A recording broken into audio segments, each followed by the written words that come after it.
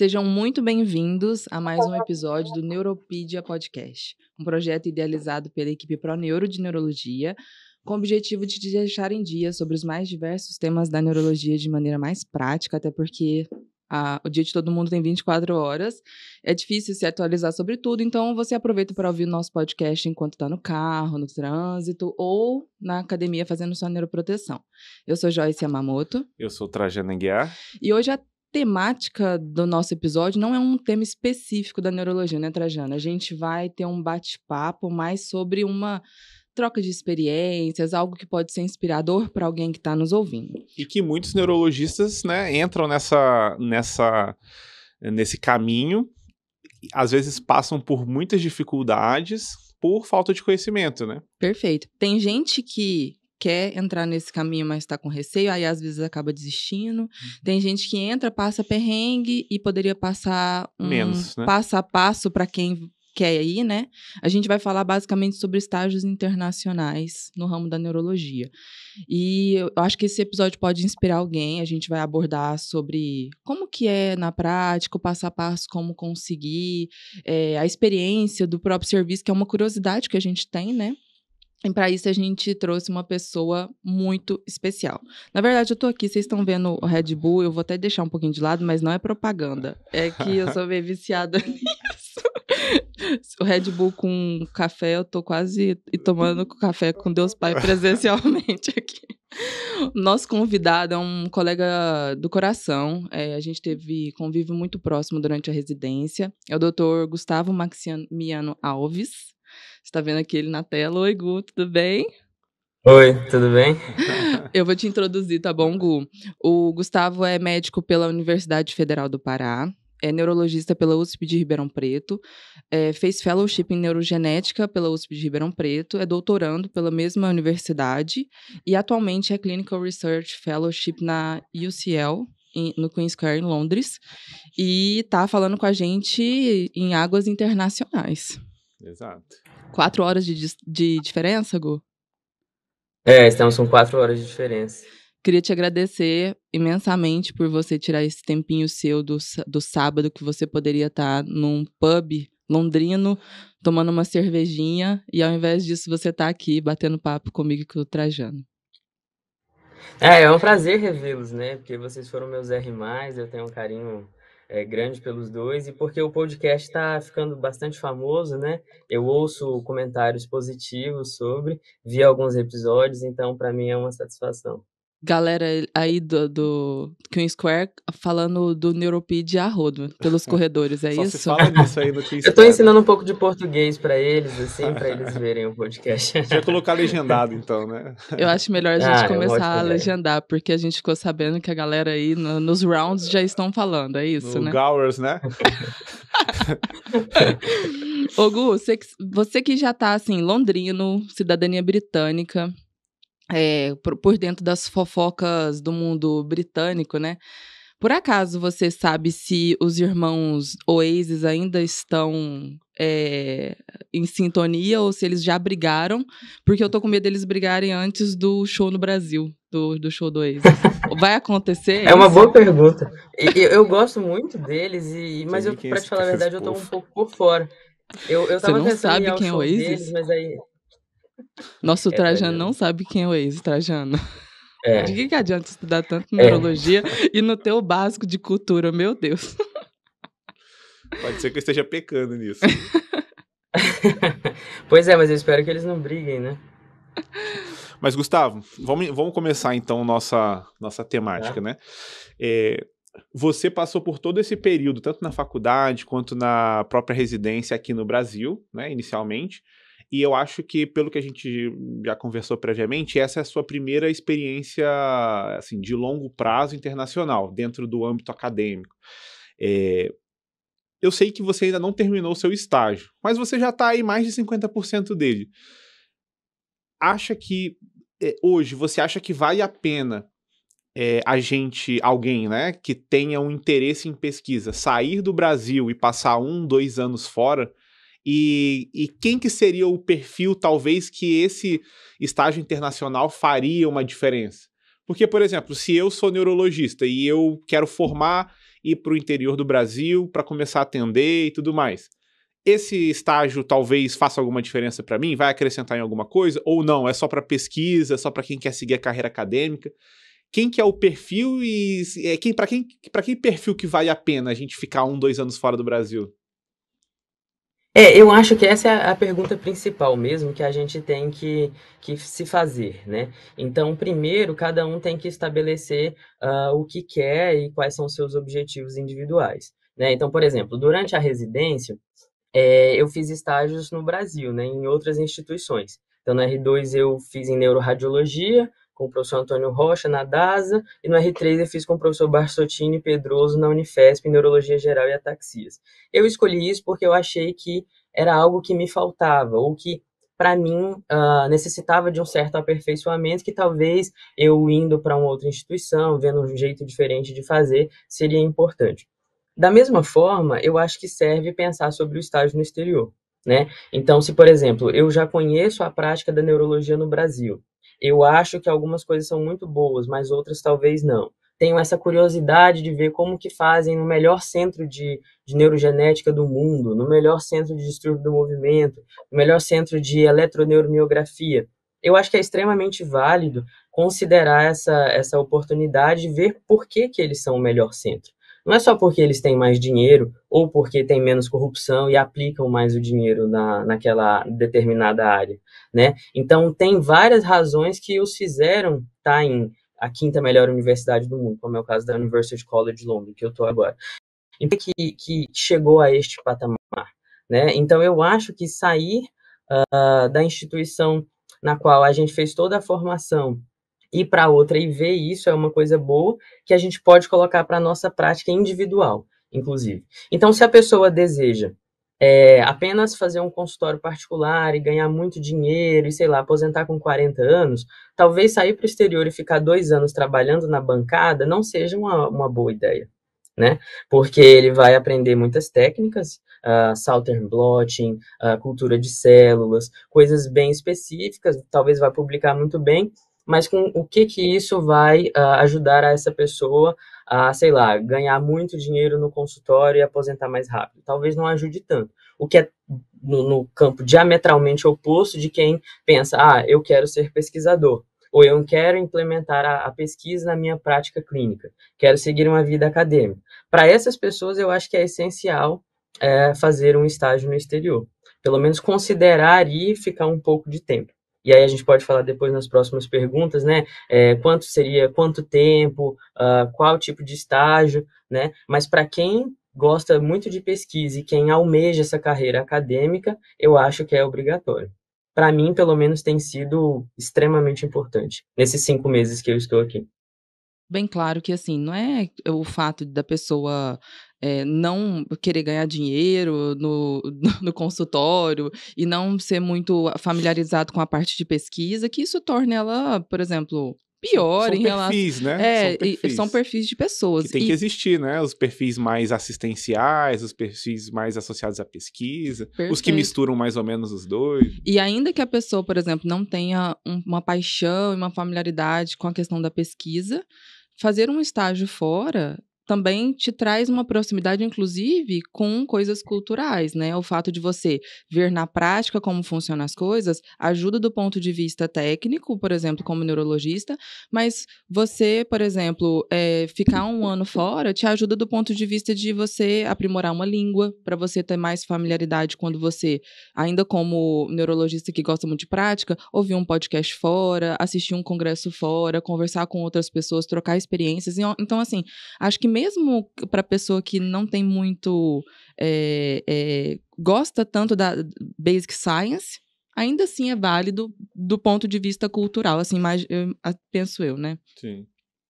Não, perfeito o seu comentário, porque, por exemplo, o primeiro congresso internacional que eu fui foi em 2023, né, e eu me lembro que eu fiquei muito deslumbrado com o tipo de técnica que eles faziam, a dificuldade de quão bem feitas eram as pesquisas em diversos pontos que, às vezes, a gente, infelizmente, não consegue fazer, mas eu tive dificuldade com o idioma, igual tu falaste, Joyce.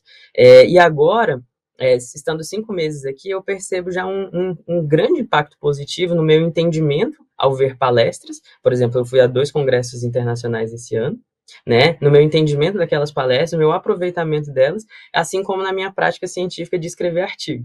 Então, os artigos que eu escrevi em 2023 foram feitos com muito mais dificuldade e menos qualidade do que os que eu faço agora, né? Então, isso, assim, é muito importante também, né? Você considerar isso.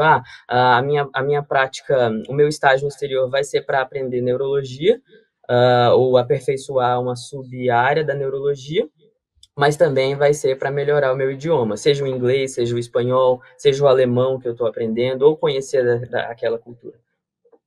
Gustavo Sem Fronteiras, tá indo pro alemão já. Gustavo, eu tô aprendendo italiano, na verdade. Meu Deus, vai ser difícil conversar com ele depois. Gustavo, e você comentou sobre os tipos de estágios, né? Quanto tempo ficar fora? Acho que a gente poderia entrar um pouquinho nessa temática, né? Se, por exemplo, a pessoa que optou por fazer um estágio internacional, se seria ela melhor ela fazer um observership, se seria melhor ela fazer um clinical research fellow, se daria para fazer um doutorado junto. Acho que a gente poderia entrar um pouquinho nessa diferenciação.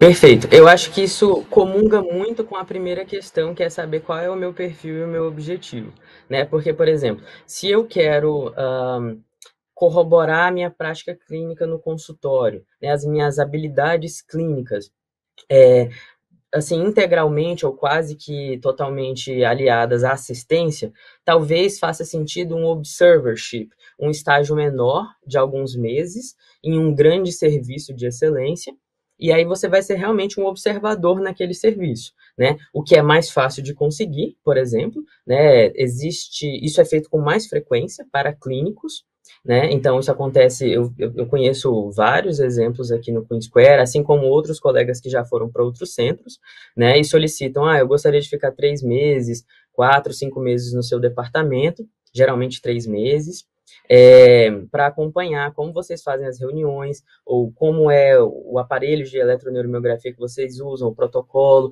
então, aí indo para coisas muito específicas, né? Ou como vocês estabeleceram o banco de cérebros do Queen Square em Londres, por exemplo, que foi algo que mudou a história dos distúrbios do movimento, porque eu quero estabelecer um banco de cérebros no meu serviço, mas aí já indo um pouco para pesquisa, né?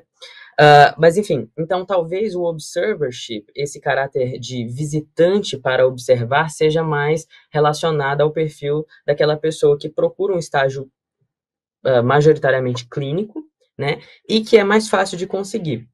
Daí, geralmente, as pessoas que optam por isso... eu não ouvi, Jorge, desculpa.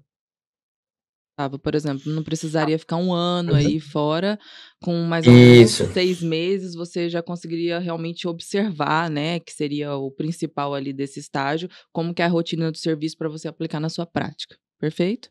Isso, perfeito. Eu acho que isso é, por exemplo, eu tenho uma unidade de AVC, eu quero ir para um centro que faz uma trombectomia diferente, eles têm um tempo melhor, eu quero implementar isso no meu serviço. Então, eu acho que um observership cabe muito bem aí. E, geralmente, esses estágios são de financiamento próprio, geralmente. Então, a pessoa que está interessada junta aquele dinheiro e aí paga por conta própria, o que deixa muito fácil de conseguir, e eu acho que é importante desse ponto de vista clínico.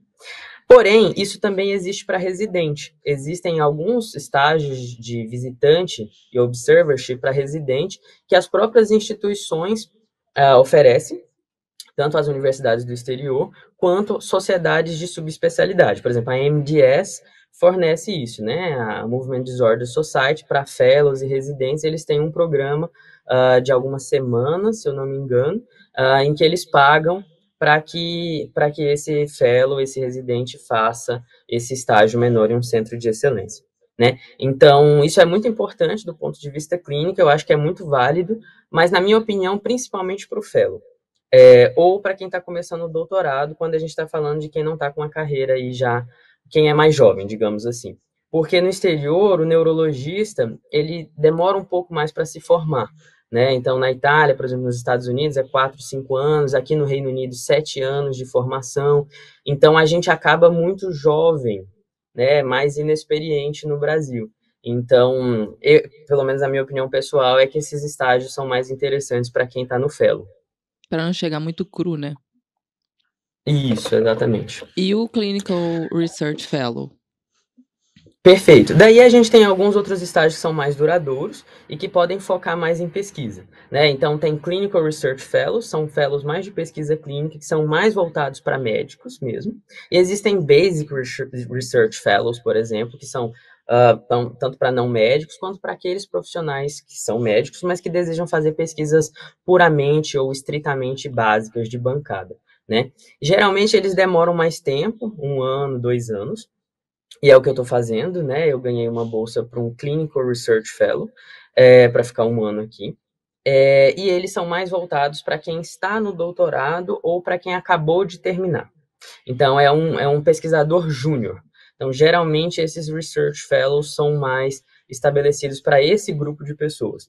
E eles são muito interessantes para quem quer realmente ter uma carreira acadêmica ou fazer uma pesquisa de ponta, uma pesquisa translacional, que é bastante cara, por exemplo, o que envolve técnicas muito novas. Eu acho que isso daí é essencial. Ou, no meu caso, uma pesquisa translacional que envolve desde ir para o hospital, para o ambulatório ver paciente, até ir para a bancada, que é uma coisa que eu gosto bastante.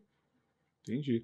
Gustavo, então, assim, decidi que eu vou fazer um estágio fora. Qual que é o... Assim, vamos supor que eu não tenho a menor ideia de por onde começar. Como que você orientaria essa pessoa que acabou de decidir, que acha que é importante fazer um estágio fora? O que você orientaria, assim, do ponto de vista dos caminhos para ela conseguir? Com quem que ela tem que falar? Para onde que ela tem que mandar o e-mail? Se tem que mandar o e-mail? Se ela tem que pedir dinheiro antes? Se não tem? E quais são as dificuldades que geralmente a pessoa enfrenta até conseguir chegar lá? Eu acho que esse é o grande gargalo, né, Trajano?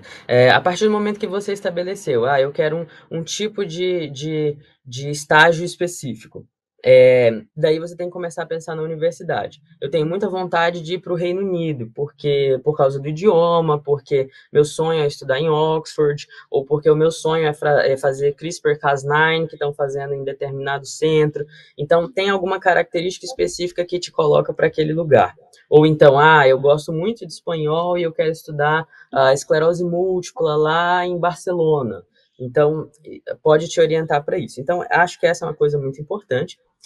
Sendo bem pragmático, a outra coisa seria encontrar alguém que pode facilitar o processo para você. Então, se você é de um grande centro no Brasil, talvez conversar com um docente, o seu professor, o seu coordenador, o seu orientador, que tem um certo renome, já é mais conhecido, conhece alguém fora, porque isso facilita bastante. Né? Então, entrar em contato, por exemplo, alguns dos professores da USP, da Unifesp que eu conheço, têm muita colaboração com o exterior. Então, facilita muito que eles entrem em contato com um PI, né, um chefe daqui, e diga, eu tenho um aluno aqui excelente, eu gostaria que ele passasse um tempo aí, como a gente pode fazer isso? Então, eu acho que isso é uma coisa.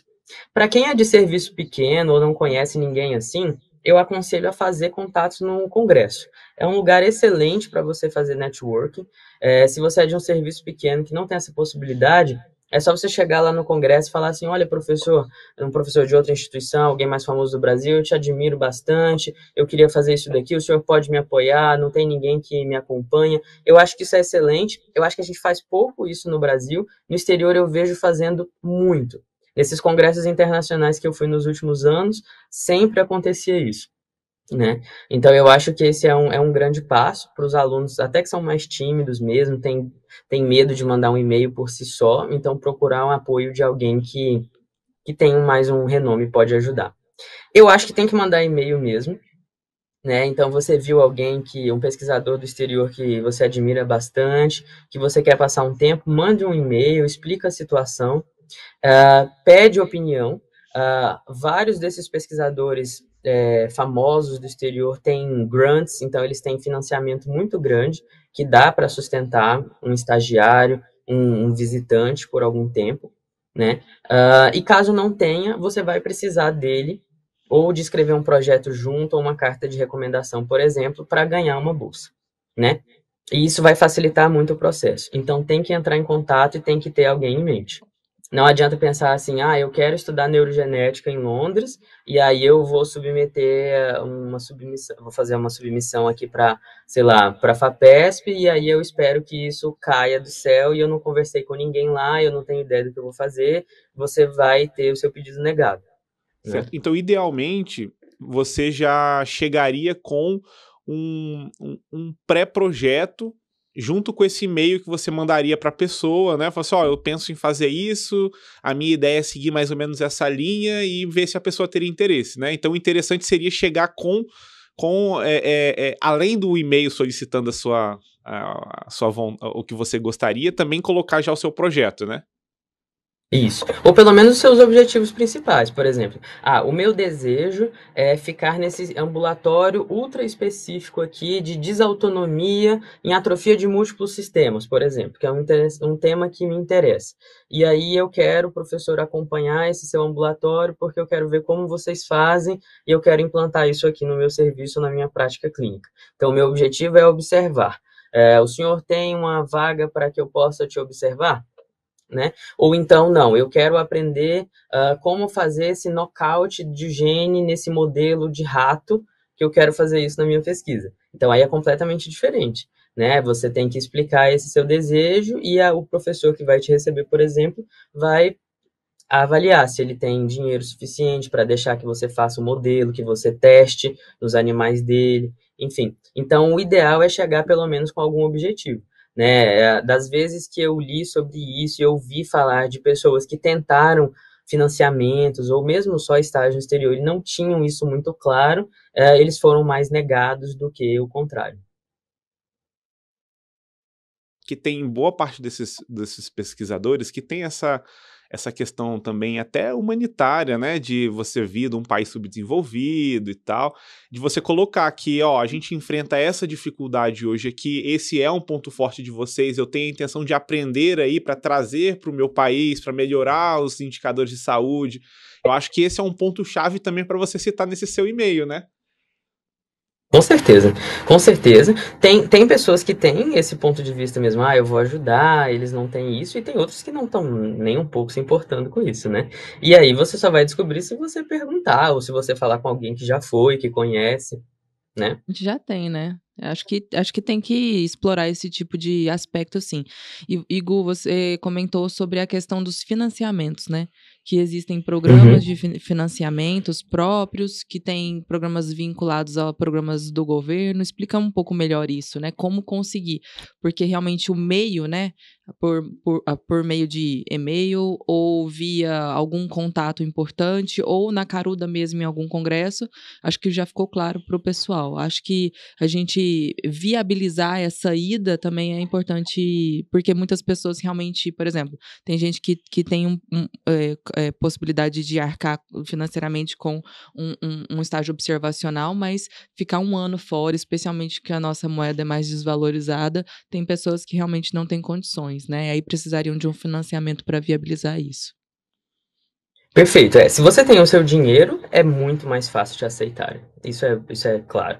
Porque vai dar menos trabalho para quem está te aceitando, porque a pessoa não precisa gastar o dinheiro do financiamento dela para te receber ou com o seu projeto. Então, é muito mais fácil. Só que, como você disse, ficar muito tempo no exterior é extremamente caro. Então, o mais comum, normal, frequente, é realmente aplicar para um financiamento, para uma bolsa no exterior, né? E aí existem algumas opções. Felizmente, nos últimos meses, no governo atual, parece haver um certo mais investimento para esse tipo de financiamento. Então, eu vi alguns editais que tentam ajudar isso, né?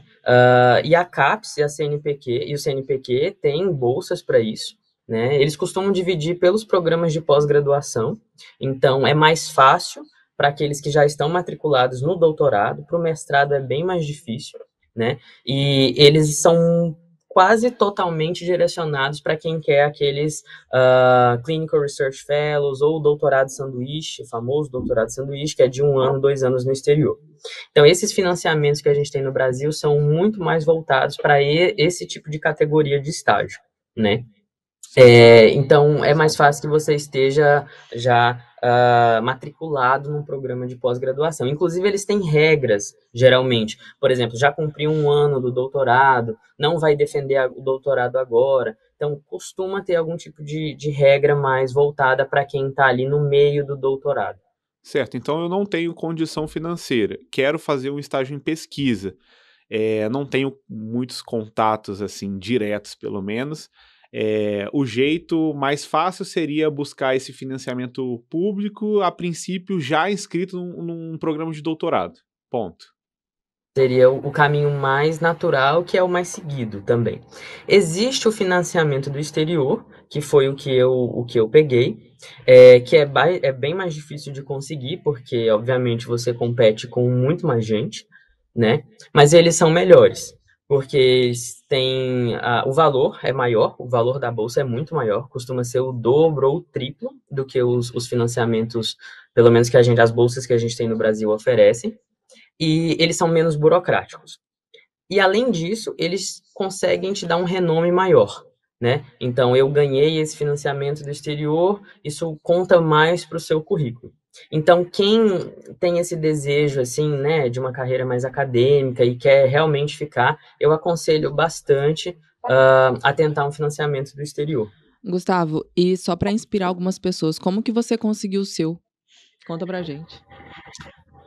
Então, assim, foi bem interessante porque eu sempre quis fazer doutorado e aí eu me matriculei, né? E eu sempre quis fazer um doutorado de sanduíche, então eu sempre quis ir para o exterior porque eu queria ver como é que era a pesquisa no exterior, por que que era de qualidade, por que que tinham coisas que a gente não tem no Brasil, eu sempre quis ver isso, né? E aí, durante o doutorado, o meu orientador, né, que é o professor Wilson Marques Júnior, da Neuromuscular, da USP de Ribeirão Preto, ele tem um contato muito forte com o grupo da Neuromuscular do Queen Square, Institute of Neurology, aqui da University College London. E ele perguntou se, por exemplo, o meu chefe atual, né, que é o Dr. Andrea Cortese, que é o que descobriu o RFC1, né, do Canvas, o Apenas SWORD, isso, do né? CMT, né, ele é o meu orientador agora. E aí ele falou, eu sou aberto, né, a receber, mas a gente precisa procurar um financiamento. E aí a gente escreveu um projeto em conjunto e eu submeti para a Peripheral Nerve Society, né, a Sociedade Internacional de Estudos em Nervo Periférico, né, que é a maior sociedade de nervo periférico do mundo, e eles têm um programa de fellowship. Então eles financiam 2 estudantes do mundo por ano, né, com uma bolsa muito boa, para fazerem pesquisa em outros centros, que não deles, né? Então é justamente estimulando o estágio do exterior, né? Então, os outros ganhadores, por exemplo, uma moça era da Bélgica e ela queria ir para os Estados Unidos, um outro era da Itália e queria vir aqui para o Reino Unido também. Então, eles estimulam realmente o estágio no exterior porque eles entendem que isso está associado com a pesquisa de excelência, né? Mesmo que eles sejam europeus, originalmente, né? Então, eu apliquei e, felizmente, eu ganhei, né? Então, eu vim para cá com esse financiamento internacional. Um orgulho pra nós, ô Gustavo. E assim, bate-bola, jogo rápido, indo pra parte mais de fofoca, né? Como que é a sua vida aí agora, no estágio? Realmente, assim, é uma vida cansativa, porque é importante a gente passar a real life pro pessoal também, né? Que não é um mundo colorido Nem tudo muitas são vezes, flores, né? né? Nem tudo são flores, você... Por mais que tenha financiamento, seja uma escola diferente, tá? Em águas internacionais. Às vezes você pode ter dificuldade com barreira linguística, lidar com as pessoas, rotina de serviço, fuso horário. Conta a sua rotina aí, como que é. Então, assim, eu sou bastante objetivo e para mim foi, ainda é difícil e é muito mais difícil do que eu imaginava, né? Então, eu acho que todo mundo que vai fazer um estágio assim no exterior tem que estar preparado para isso. É completamente diferente se você for um visitante que só vai acompanhar o ambulatório, acompanhar as discussões clínicas, porque você tem aquele horário ali, né? Você não tem que tocar o serviço. Isso é completamente diferente. Apesar do meu fellow ser clínico, eu optei para ir para a bancada, então eu faço muita pesquisa translacional, o que deixa a minha vida um pouco mais difícil, digamos assim, porque além de ir para o ambulatório, reuniões clínicas do departamento, aulas também com os pós-graduandos, eu vou para a bancada e faço pesquisa básica, né? Então tem sido bastante cansativo, Estar num centro de excelência, em um laboratório de excelência é muito cansativo, porque tem muita pressão, tá? Então, as descobertas que são feitas contra o tempo. Você tem que fazer o mais rápido possível para publicar, porque tem vários grupos no mundo fazendo aquela mesma pesquisa e vão descobrir a cura daquela doença, aquele gene que ninguém sabe, né? Então, existe uma pressão muito grande em laboratórios de excelência. Então, realmente, você tem que estar muito preparado para trabalhar muito, para ter pressão psicológica, barreiras culturais, né? Eles não são tão afetivos, né? E recebem tão bem quanto a gente é no Brasil, né? Então, tem cobrança, tem menos preconceito ou quase nenhum com a gente, acho que depende muito do centro, mas é claro que é diferente, né? Um brasileiro, ao invés de um europeu, está ocupando uma vaga, está ali com eles, né? Mas com a imigração, com todas essas reformas sociais que a gente tem visto, tem diminuído bastante, né? Mas é claro que essas barreiras existem, sotaque, é tudo muito caro, né? Então, realmente não é fácil. Entendi. E assim, pra gente finalizar, Gustavo, o que que tem de... mais assim, voltado na prática clínica mesmo do seu dia a dia, que você comentou também que tá na assistência aí, né? Batendo ficha, né? O que que tem de diferente que você nota na rotina clínica aí na Queen Square do que você viu aqui no Brasil? E especialmente para inspirar a gente até mesmo implementar alguma coisa aqui, né? Possível, né? Possivelmente. Isso é uma coisa muito interessante, porque, por exemplo, o meu estágio, apesar de eu ir para o ambulatório, eu não estou tocando as fichas, eu não estou atendendo diretamente, porque eles têm uma política aqui no Queen Square muito diferente do que a gente está acostumado no Brasil, e eu acho que isso ajuda a responder a pergunta de vocês. É uma estética e uma programação muito menos ortodoxa e voltada ao ensino do residente, totalmente oposta com a tocação de serviço que a gente tem no Brasil, né? Então, eu vou bastante para o ambulatório, para as reuniões clínicas, e elas são todas moldadas de uma forma a discussão, a produção científica do residente. E, por exemplo, o meu chefe atende os pacientes. Eu vejo ele atender, eu ajudo a atender, mas ele que atende, né? E vários docentes que são internacionalmente famosos, de grande renome, eles atendem o paciente, enquanto o pós-graduando observa, auxilia com alguma escala, alguma coisa assim. Então, isso é uma coisa que, por exemplo, a gente deveria implementar, deixar que os nossos serviços de residência, os nossos hospitais no Brasil sejam menos dependentes do residente, menos dependentes do fellow e talvez um pouco mais voltados para o ensino. Por exemplo, é muito raro que um residente, eu fui residente, a gente foi residente juntos, basicamente, nos grandes centros do Brasil, até mesmo nos pequenos, tenham tempo para escrever um artigo. É muito difícil. Quando eles vão escrever um artigo, eles o fazem à noite, no final de semana, extremamente exaustos, não tem esse estímulo para fazê-lo, né? Não tem tempo, não tem energia para isso. Então, eu acho que voltar ao serviço para ser um pouco mais voltado